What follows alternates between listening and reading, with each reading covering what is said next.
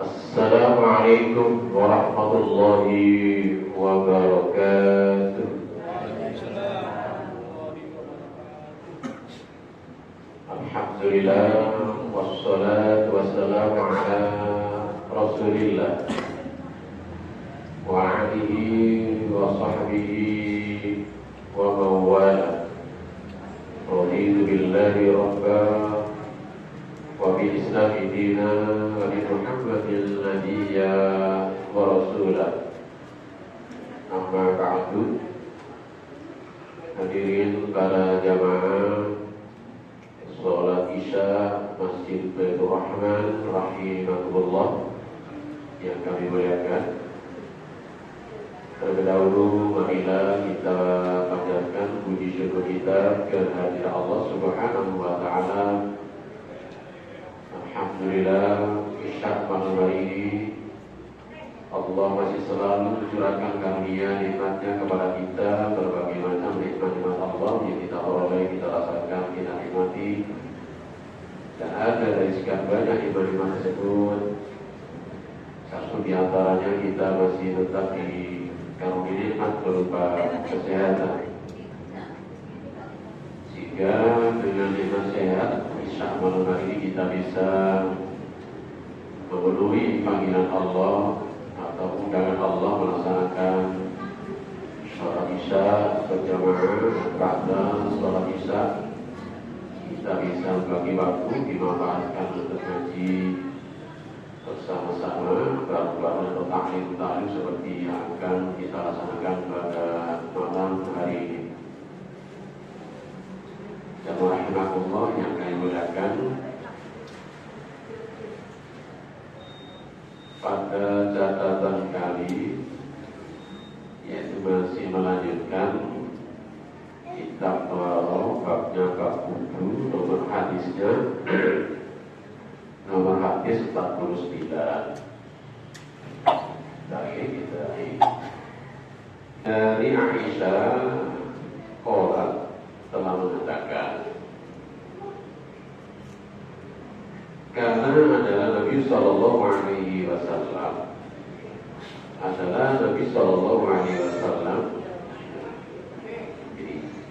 yu'jibuhu, mensukai at-tayammum, yaitu urusan-urusan yang kanan. Artinya Rasulullah SAW kalau ada pasang-pasangan anggota badan kita, Rasulullah selalu yang disukai adalah bagian anggota kanan. Di tanah kuning itu, yaitu ketika Rasulullah menggunakan sandal, sepatu, kan ada pasangan yang kiri ya kan kanan.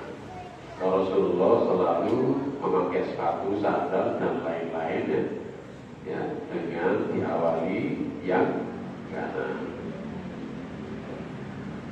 Watorot jurihi, dan begitu pun Rasulullah saat menyisir kepala, juri, sirah, kan ada bagian kanan, ada bagian samping kiri. Maka Rasulullah suka yang menyisir rambutnya adalah disisir dari bagian kanan.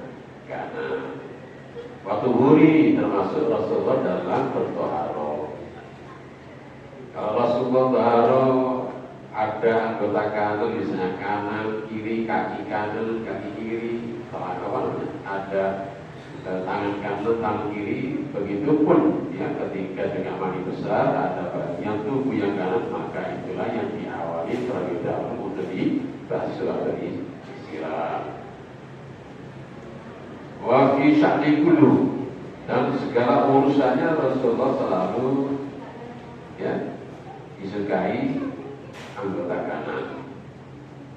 Muttafaqun alaih, hadisnya sahih riwayat Bukhari Muslim. Jadi hadis ini adalah memberikan gambaran perbuatan Rasulullah, hikmah atau perbuatan Rasulullah, bahwa Rasulullah segala sesuatunya yang disukai oleh beliau adalah yang kanan, termasuk dalam berwudu. Karena hadis ini dimasukkan di dalam bab wudu, maka anggota wudu kita yang dibasuh adalah yang kanan. Nah, kita lanjutkan hadis berikutnya ya, dari sahabat Abu Hurairah. Abu Hurairah kalau mengatakan, kalau Rasulullah Shallallahu Alaihi Wasallam telah bersabda Rasulullah SAW, "Idza tawadda'tum," apabila kalian berwudu, fabda'u, maka awalilah atau bukalah atau mulailah bima yaminikum, dengan anggota kanan kamu. Ini sebagai penegasan dari perbuatan, kemudian dikuatkan dengan qaul sabda Rasulullah. Jadi pas antara hadis perbuatan kemudian dikuatkan dengan sabda Rasulullah. Jadi pas nyambung. Andai kata kalau misalnya Rasulullah tidak mengatakan, tidak bersabda, cukup hadis perbuatan itu bisa dijadikan berdoa. Apalagi di sini dikuatkan dengan sabda qaulnya. Sabda itu kan dahulu Rasulullah. Apabila kalian berwudu di sini, dalam kalian mengawali dengan anggota yang kanan. Hadisnya akhrajahu arba'ah. Arba'ah dan rahimahullah di awal kitab sudah kita singgung, kita jelaskan. Ini istilah khusus yang dipakai di dalam kitab Bulughul Maram atau biasanya juga di dalam Nailul Awtar. Tapi sedikit perbedaan penggunaan kata istilah arba'ah, sab'ah, misalnya khamsah, mutafaqun alaih, beda dengan yang ada dalam kitab Nailul Awtar. Kalau mutafaqun alaih di dalam Bulughul Maram, artinya hadis tersebut diriwayatkan ya, disepakati oleh Imam Bukhari dan Imam Muslim. Tapi kalau di dalam Nailul Awtar, bukan hanya Imam Bukhari Muslim, tapi Imam Ahmad juga ada riwayat tersebut. Siapa Pak tersebut yang tadi di antaranya Pak, walaupun di Bukhari tidak ada. Pak itu adalah hadis ini diriwayatkan oleh Imam Abu Dawud, yang kedua Imam Tirmidzi, yang ketiga Imam Nasa'i, yang keempat Imam Ibnu Majah. Itulah yang disebut istilah arba'ah, Pak rawi hadis. Hadis ini bahkan disahihkan oleh Ibnu Khuzaimah. Di dalam Sahih Ibnu Khuzaimah tidak ada, tapi beliau mengatakan hadis ini sahih. Karena Ibnu Khuzaimah punya kitab yang disebut Sahih Ibnu Khuzaimah. Ya. Kalau dicari jelas di sana tidak ada, tapi kalau hadis ini ditemukan, dicari, ya Abu Daud ada, di Tirmidzi juga ada, di Nasa'i juga ada, dan di Ibnu Majah juga ada. Menjadikan persoalan hukum di kalangan ulama mazhab terjadi perbedaan pendapat. Apakah wudu, membasuh atau menyiram yang kanan itu menjadikan wajib atau tidak? Sebagian besar ulama mengatakan wajib. Kenapa? Karena perbuatan Rasulullah, kalau wudu Rasulullah tidak pernah membasuh anggota yang kiri. Begitu pun ditegaskan dalam dahulu Rasulullah, sabda Rasulullah begitu sangat kuatnya. Di samping Rasulullah melakukan sendiri, bahkan Rasulullah juga memerintahkan. Maka sebagian besar ulama mengatakan membasuh wudu anggota kanan itu adalah hukumnya wajib. Tapi sebagian ini tidak. Ada mengatakan tidak wajib, hanya sunnah muakkadah. Andai kata kalau misalnya ada orang berwudu, misalnya contohnya malas misalnya anggota kanan ya, mungkin dia punya ya istilahnya itu orang kan sekarang kan dari sensasi itu banyak aneh-aneh. Yang lain misalnya dari yang lain itu biasanya kan begitu. Wudunya misalnya yang dibasuh anggota kiri. Apakah sah wudunya? Kalau bagi ulama yang mengatakan bahwa membasuh kanan itu tidak wajib, berarti membasuh yang kiri sah, hukumnya boleh. Betul-betul tanya sah. Tapi jelas nyalai nyalai perintah. Perintahnya tidak Rasulullah. Rasulullah merintahkan basuhlah kan? Atau bukalah atau awalilah kalau ada anggota kanan dan kiri, maka awalilah, siramlah, basuhlah atau usaplah anggota yang kanan. Itu ya. Kita lanjutkan hadis yang berikutnya.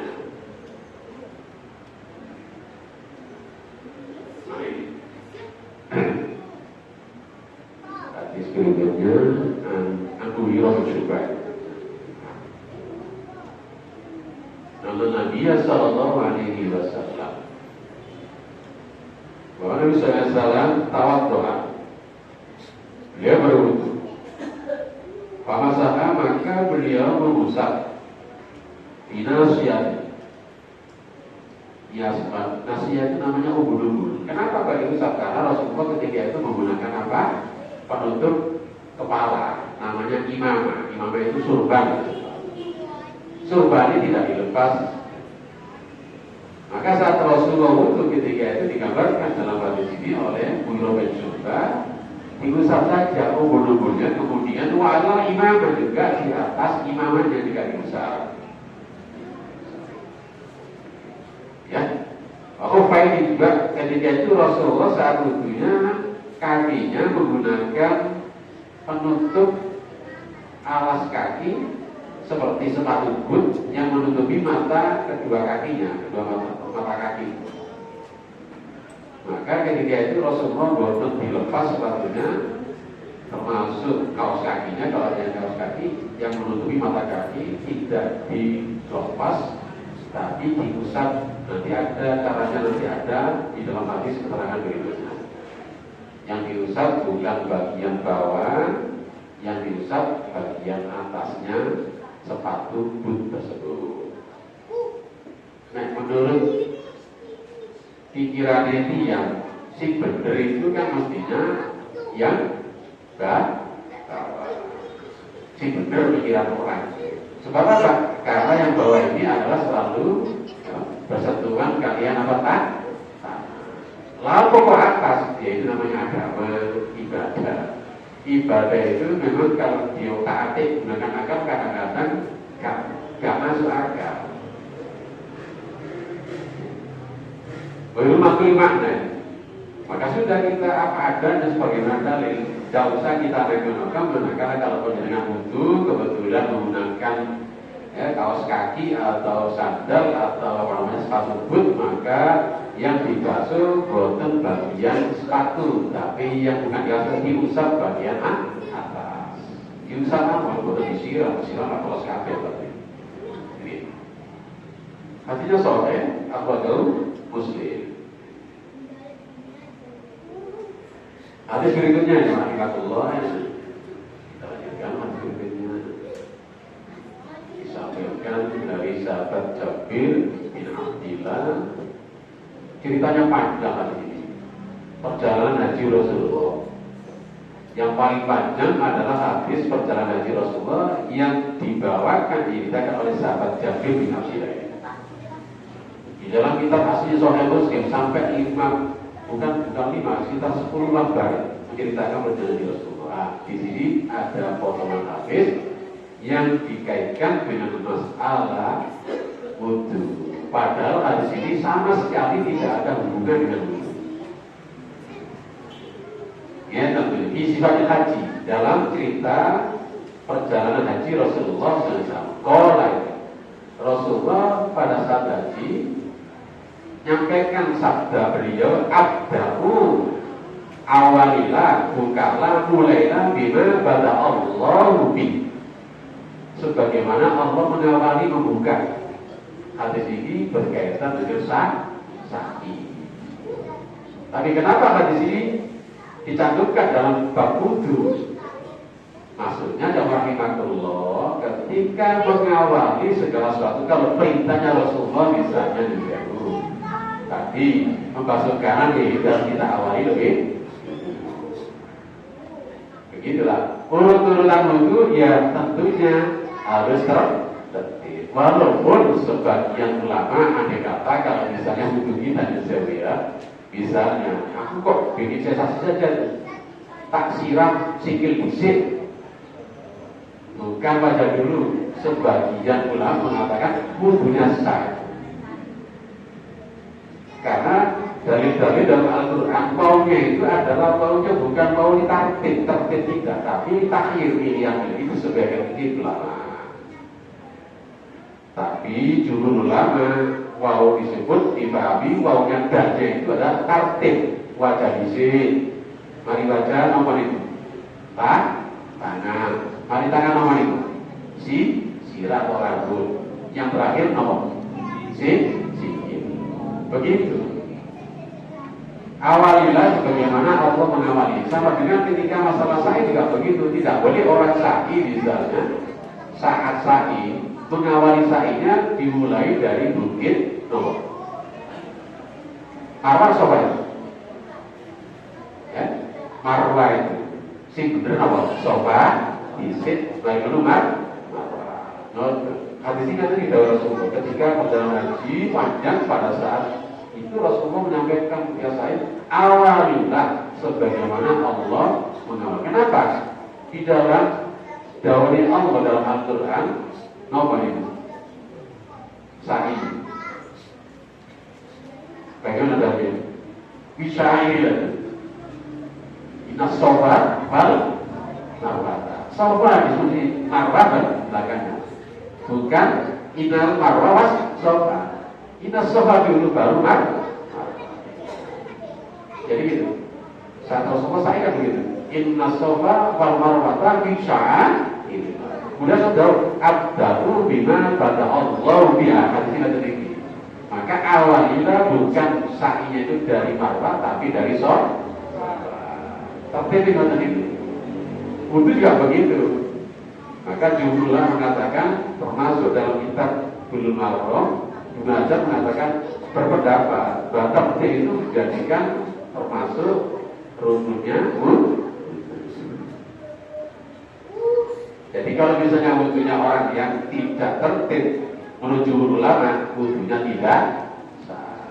Orang-orang misalnya membasuh tangan di sini, mari menurut kaki, mari menurut balik mana wajah. Boten sah kalau menurut jumhur ulama.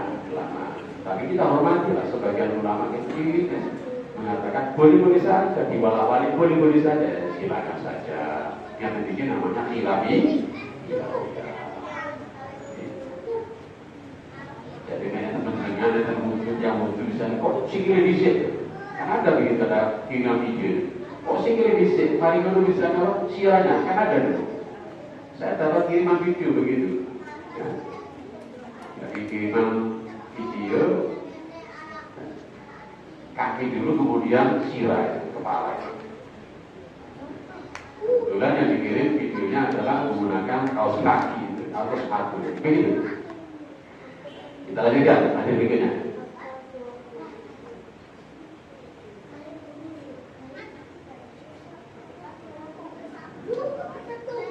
Wa'andu dari Jabir pula bilang kalau mengatakan kalau saya misalkan idza tawaddoa apabila beliau wudu adaro alma dalilnya wudu airnya wudu itu diputar-putar ala firqaini di atas di firqaini putar-putar ini apa sikutnya. Cuma hadis ini nanti ada penjelasan belakang diriwayatkan Abu Dawud dikeluarkan oleh Daud-Qutni. Tapi penulis kitab Bulughul Maram mengatakan bisnadin dhaifin sanadnya lemah. Karena lemah ya sudah tidak bisa dijadikan pedoman. Andai kata kalau penjenengan misalnya muter-muter berdasarkan hadis ini mengatakan sunnah buatan ente. Tapi kalau misalnya berpendapat aku senang diri silakan saja. Tapi kalau mengatakan ini sudah Rasulullah dan hadisnya lemah. Jangan sekali-kali misalnya mendengar masyarakat wudhu yang tertinggi rekayasa kalau semua bodoh karena hanya lemah. Kalau misalnya bersikap diri bosan-bosan ya silakan saja. Senang begini biasa saja. Tapi dasar hatinya adalah lemah. Maka karena hadis lemah kita kembali hadis yang sahih yang benar. Ya sudah lah, tidak usah diutak-utak dengan apa tidak usah. Tapi yang ada beritanya di atas akan dijaga di atas yang dilebihkan sebagaimana hadis yang sudah pernah kita baca di dalam urutan nomor berapa tadi, urutan nomor 49 yang 49 tadi. Ada lagi dari Abu Hurairah, orang mengatakan, ya, kalau Rasulullah Shallallahu Alaihi Wasallam telah bersabda Rasulullah SAW, la wudu'an, tidak ada wudu bisa dianggap tidak sah wudu. Liman, bagi orang-orang lam yadkuris Allah alaihi, yang tidak menyebut nama Allah atau Bismillah. Tapi penjelasan di belakang hadis ini dan di atas keterangan, hadis tersebut akhrajahu Ahmad, dikeluarkan atau diriwayatkan oleh Imam Ahmad, juga Abu Dawud meriwayatkan, Ibnu Majah juga meriwayatkan. Tapi dengan catatan penulis kitab Bulughul bi isnadin dhaifi, sanadnya lemah. Andai kata kalau panjenengan misalnya menggunakan hadis lain, ya ada katanya. Riwayatnya siapa? Riwayat lain diantaranya dari sahabat Anas. Juga dikeluarkan dari hadis-hadis yang banyak tentang masalah kullu amrin tibalin la yudau bi bismillahirrahmanirrahim bahwa ada. Hadisnya banyak.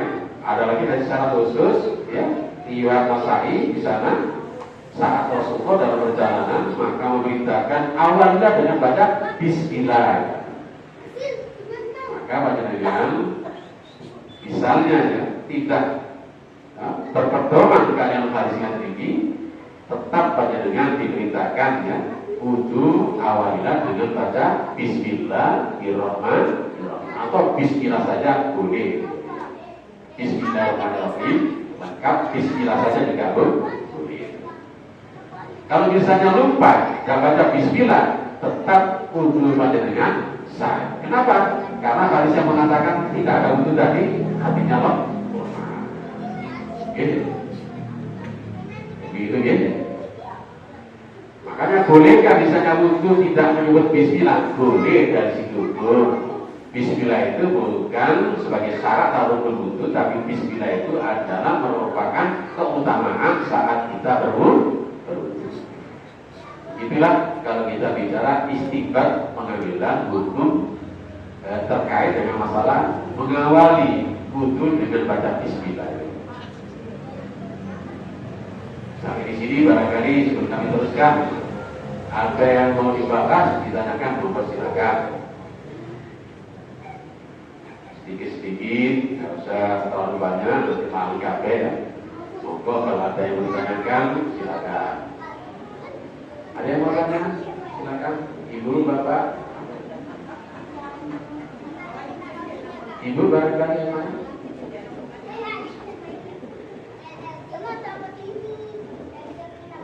Kalau kembali tentang masalah hadis Rasulullah tadi menggunakan serban, ini bisa diamalkan bagi ibu-ibu barangkali ketika wudunya di tempat terbuka. Ibu-ibu tempat terbuka pandangan boten asal buka-bukaan rambutnya dibuka jelas. Tetap panjenengan menutup rambutnya, kepalanya dengan apa? Udung atau cinta. Maka panjenengan wudunya di tempat umum itu bisa menggunakan, mengeterapkan sebagaimana Rasulullah ketika Rasulullah wudunya menggunakan serban. Caranya begitu saja, diusapkan di ubun-ubun, kemudian setelah itu diusapkan di sirah yang ada penutupnya jilbab begitu. Karena itu boleh ya. Tapi kalau panjenengan wudunya di tempat tertutup, ya seharusnya masih normal, sama dengan hadis-hadis secara normal, secara umum menggunakan, sama dengan ketika kita tidak menggunakan jilbab. Ya dilepas jilbabnya karena tempatnya tertutup. Oke, keterangan dulu sudah kita jelaskan perinci bagaimana cara mengusap kepala. Di dalam kitab Bulughul lengkap semuanya hadis-hadis bagaimana cara kita mengusap kepala.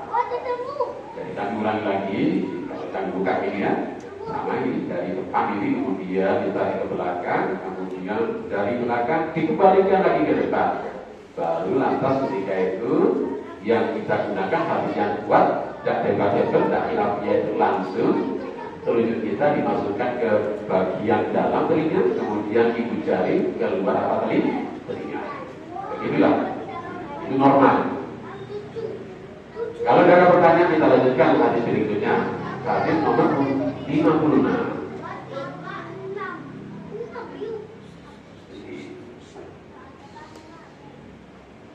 Selisih nomor si Aka ya, ini 67. Wali Tirmidzi, ada bagi riwayat Tirmidzi an Sa'id bin Zaid, dari Sa'id bin Zaid, wa Abi Sa'id, juga Abi Sa'id, nahu seperti itu. Qala Ahmad Imam la yasbutu fihi syai'un. Hadis ini tidak sakit, tidak kuat dalam masalah ini sesuatu apapun. Artinya hadis ini riwayat Tirmidzi juga sama. Artinya tidak kuat mengawali bismillah tadi menjadi syarat mutlak wudu, tidak kuat ya. Hanya sebagai afdolnya, utamanya saat kita wudu ya, kita memang disunatkan untuk selalu baca bismillahirrahmanirrahim. Hadis berikutnya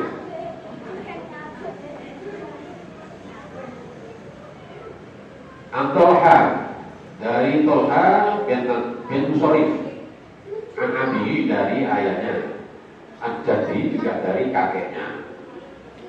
Qala, mengatakan, Ra'aitu Rasulullah sallallahu alaihi wasallam, aku melihat pada Rasulullah SAW yafsilu bainal matmato wal istisqa.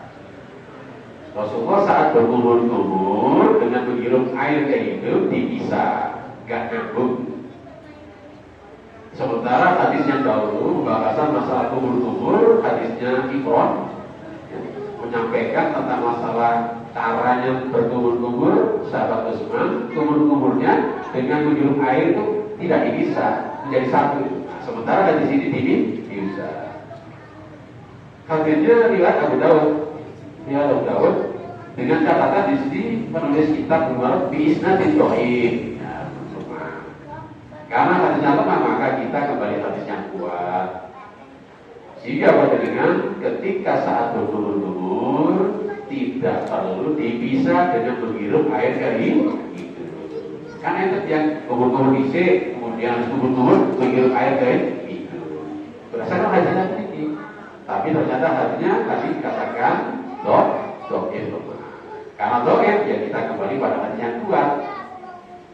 Bagaimana yang kuat caranya? Berkumur-kumur menghirup air hidup adalah satu perbuatan, tak usah dipisah. Panjenengan coba lah. Mungkin barangkali selama ini sudah mencoba, alhamdulillah. Tapi kalau belum pernah mencoba, silakan panjenengan mengambil air bukan dua. Kalau misalnya cepat, tapi nanti bukan dua-duanya begini. Dari telapak tangan satu, kan? Wahidin kan itu. Kapal wahidin, kemudian dibuat kubur-kubur sekaligus airnya disedot ke hidup kita. Jadi itu caranya. Kok melompat di sini kita baca apa adanya, kita hanya dibaca saja, yang dikarang oleh seorang ulama ya. Padahal hadis ini menyinggung masalah kubur-kubur juga kita situ dalam bab awal dalam pembahasan wudu. Hadis berikutnya itu An Ali fi sifatil wudu, tentang cara-cara sifat wudu Rasulullah ya. Sumahat madzhab, kemudian Rasulullah di sini berkumur-kumur pas tansar salah langsung di sini. Ya ini sebagai penguat tadi ini.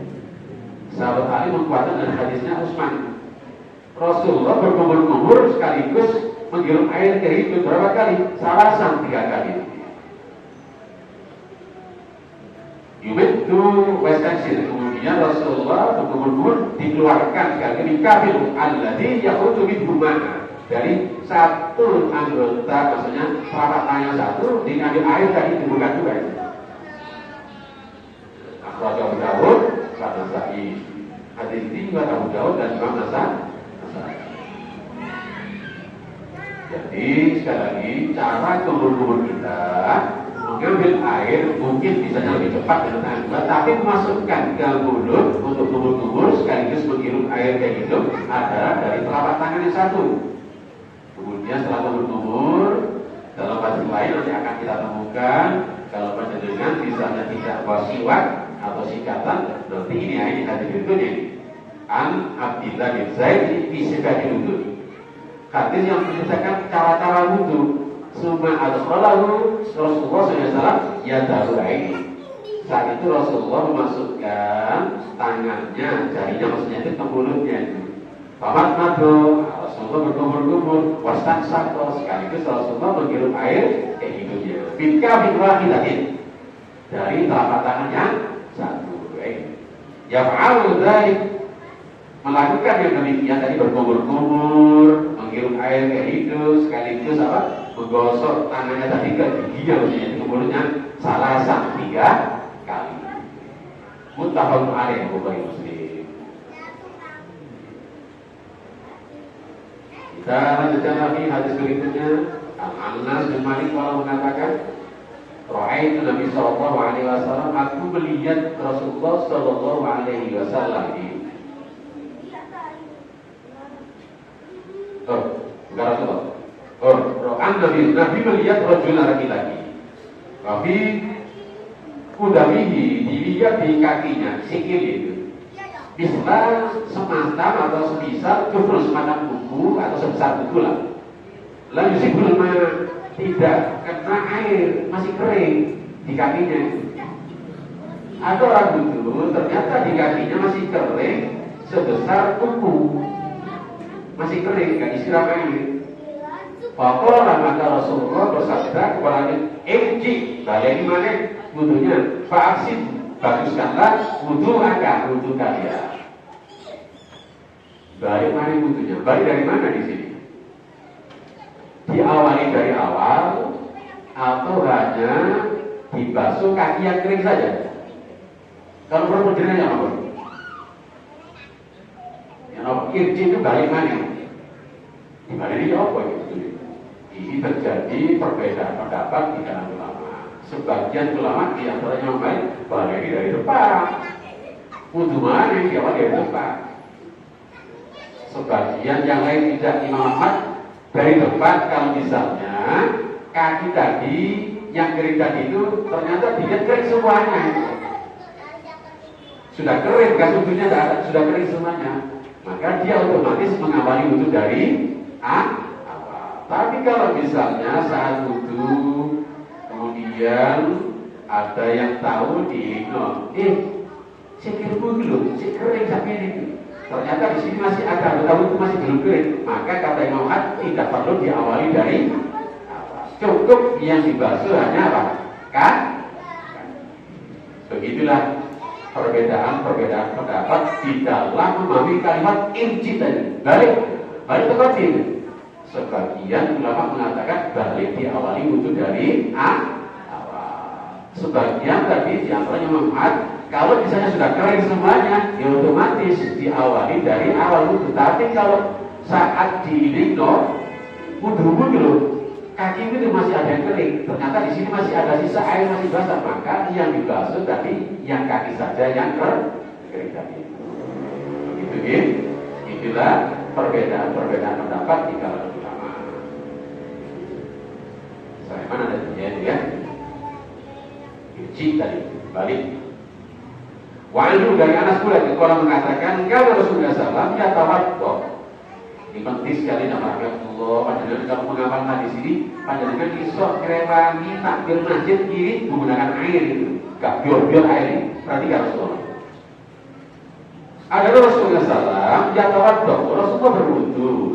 Berapa liter ini? Bilpun itu bukan ikut di bagian itu. Bon itu takaran yang digunakan misalnya nakar barang atau misalnya air. Kalau di liter, botolnya itu 1 liter. Botolnya itu 1 liter. Kira 1 liter. Kalau di itu kurang lebih sekitar 3/4 liter, tidak sampai 1 liter. Sudah cukup sempurna banyak. Panjenengan kira-kira menggunakan wudu air 1 liter cukup berapa sini? Agak cukup lebih panjenengan. Pada Rasulullah cukup. Ini contoh kita Rasulullah.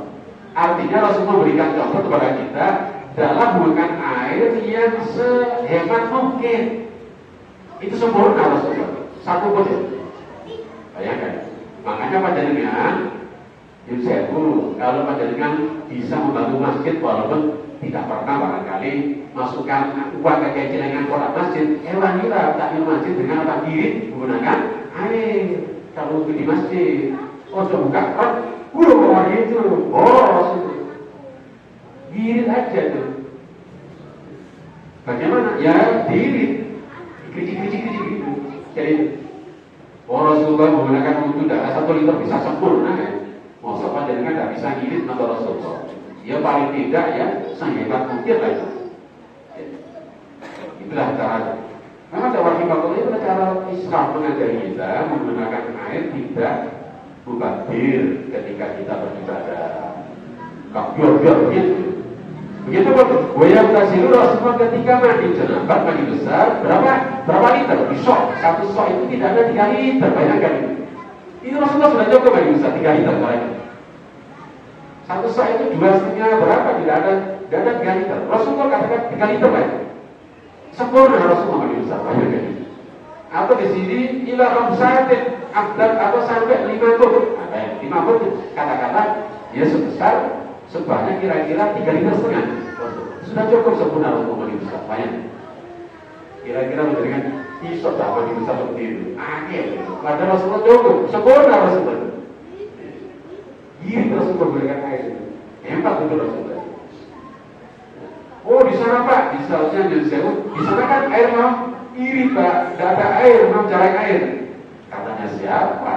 Suatu ketika Rasulullah melihat ada seorang melihat air. Di Madinah itu ada sungai dalam hidup sampai sekarang walaupun tidak ada hujan itu masih mengalir terus ada. Mungkin ketika itu seperti itu menjumpai laki-laki saat wudhunya itu di air yang menukar air kemudian menggunakan air, begitu, nggak ada aturannya. Itu karena Rasulullah itu.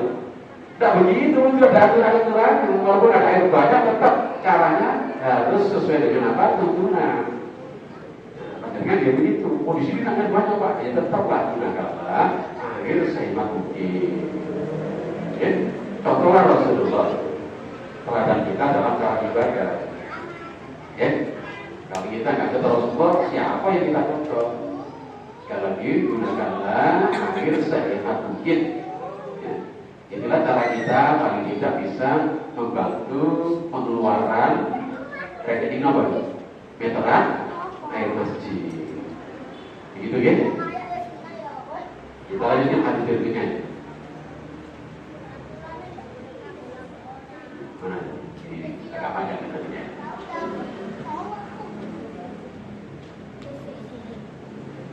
Dari Umar, qala Rasulullah SAW. Rasulullah sallallahu alaihi wasallam telah bersabda, ini menafikan tidaklah minkum sebagian di antara kamu bin ahadin dari salah seorang yang tawadhu ketika dia berwudu. Baik berwudu kemudian menyempurnakan wudunya. Sumayaqul setelah habis wudu dia membaca doa asyhadu an la ilaha illallah wahdahu la syarika wa asyhadu anna Muhammadan abduhu wa rasuluh.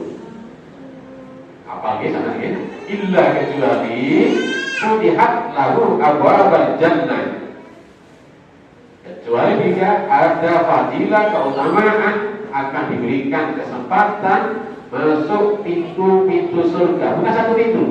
Abwab itu di sini sama dia. Surga itu banyak pintu, dapat pintu. Panjenengan di sini bisa masuk ya dulu min ayyasa. Pintu yang mana dapat tadi?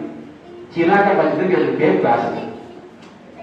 Kenapa? Karena fadilah wudunya benar dan di akhir wudu panjenengan membaca asyhadu an la ilaha illallah wahdahu la syarikalah wa asyhadu anna Muhammadan abduhu wa rasuluh. Masyaallah, luar biasa sekali.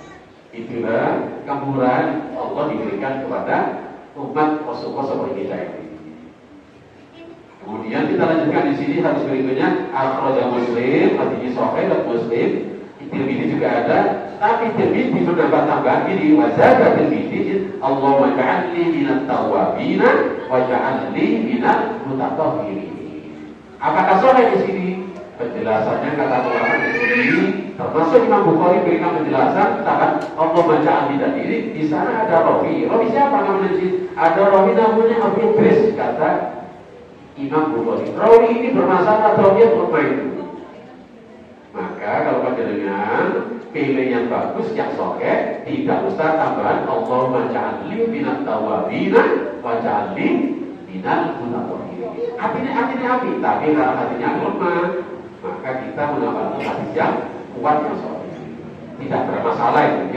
Ya cukup asyhadu an la ilaha illallah wahdahu la syarika wa asyhadu anna Muhammadan abduhu wa rasuluh. Sudah begitu panjenengan ada kesempatan nanti bisa masuk surga, pilih pintu yang mana saja, 8 silakan, tinggal pilih yang mana saja.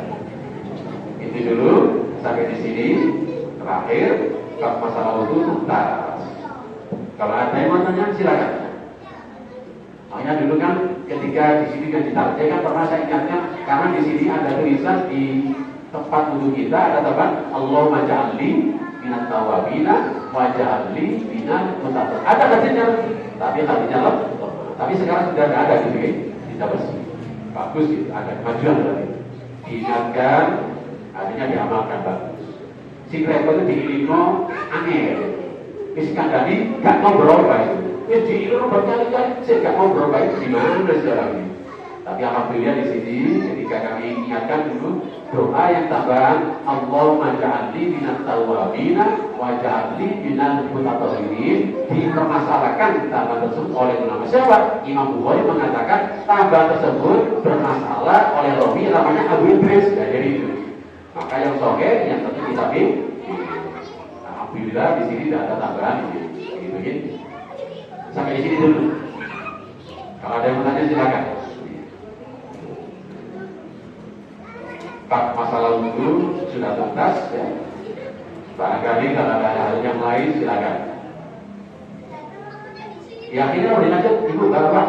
Ibu saya tanya ibu. Cukup no? Lanjut. Kita apa? Kita lanjut tak? Sambul. Oh cukup. Kalau lanjut di monggo nih masih ada lagi masih memang ada. Tapi sih kok sesuai. Oh nggak. Kapolres yang tu, tentara itu Pak Ali kat dulu ni. Ini mau cakap ini, cara bagi ini mau cakap. Okay.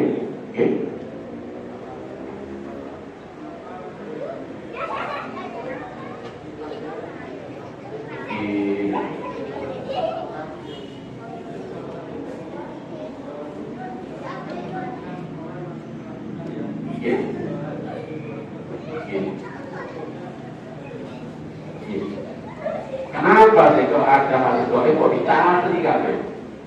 Beda dengan rumah muslim, seleksi nantinya. Tapi itu pun dididik oleh orang belakangan masih ada yang lemah. Tapi kalau lemah di Bukhari nggak lemah banget ya. Muslim juga ada yang lemah tapi nggak lemah banget. Tapi kalau yang lainnya dicatat semuanya lemah itu.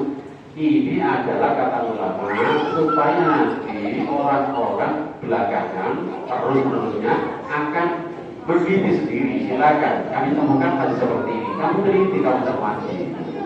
Rawi-rawi dicatat semuanya. Kadang ada yang tidak dicatat. Silakan diteliti, cermati. Ternyata diteliti oleh ulama-ulama belakangan. Oh ini bermasalah, ini lemah, ini doib, ini hasan, ini sahih. Begitulah. Jadi hikmah terbesar di antaranya kita ngerti riwayat hadis ngerti. Ternyata tadi semuanya itu tidak ada yang artinya semuanya itu bermasalah. Ada yang soleh, ada yang doib. Tidak semuanya soleh. Kenapa? Karena hadis ini jumlahnya bukan puluhan ribu, ratusan ribu banyak kan? Ratusan ribu banyak. Kemudian diseleksi artinya ditemukanlah, dicatat dalam kitab itu. Imam Ahmad itu bukan atau jutaan 1 juta lebih. Bayangkan, tapi dalam kitab akan berapa itu? Jumlahnya kira-kira kita berapa? Tidak ada sekitar 50 ribuan. Padahal dia bukan jutaan hadis saya kan. Itu pun diseleksi lagi ternyata oleh ulama belakangan ternyata ditemukan hadis-hadisnya banyak yang lemah. Begitulah ya. Imam Bukhari berapa ratus? Imam Bukhari menemukan 600 ribu hadis. Kalau menjadikan baca di Bukhari tidak ada 10 ribu hadis selain berbayar. Berapa saya jadi?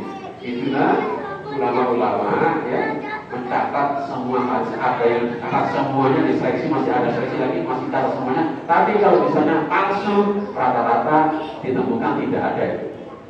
Yang ditemukan palsu memang ada kitab tersendiri yang ada catatan hadis palsu, yang jelas palsu memang ada hadis-hadisnya. Begitu gitu. Lalu bagaimana kalau kita mengamalkan hadis yang dhaif? Kata sebagian ulama mengatakan tidak apa-apa, asalkan tahu dhaif, tapi jangan dikatakan ini dari Rasulullah itu. Beda dengan Imam Bukhari. Imam Bukhari laopo ngamal masih dhaif. Si Sahih masih akeh. Kenapa yang Sahih nggak diamalkan? Wong si Sahih itu masih banyak yang diabaikan oleh umat Islam. Lalu ngamalkan itu dhaif. Ngamalkan si Sahih aja kita tidak mampu. Lalu ngamalkan itu dhaif. Kata Imam Bukhari. Jadi Imam Bukhari punya pendapat, tidak perlu kita lakukan itu dhaif, si Sahih aja. Nah itu yang Bukhari. Sama dengan Muslim juga begitu. Tidak perlu kita lakukan yang dari orang yang Sahih itu masih banyak. Kita tinggalkan, kita amalkan. Kenapa kita ngapain itu? Itulah perbedaan ulama. Bagi kami juga setuju pendapat Imam Bukhari begitu. Wong kita itu ngamalkan itu tidak bermampu kita. Dia yang lemah itu, yang Sahih. Lalu menggunakan yang Sahih. Gitu ya. Walaupun tadi hadisnya bagus gitu.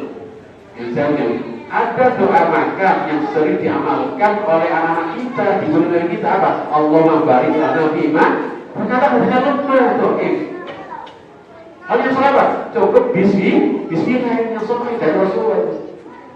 Lalu bolehkah mengatakan Allah baik? Silakan boleh, tapi jangan dikatakan asalnya dari Rasulullah itu lemah.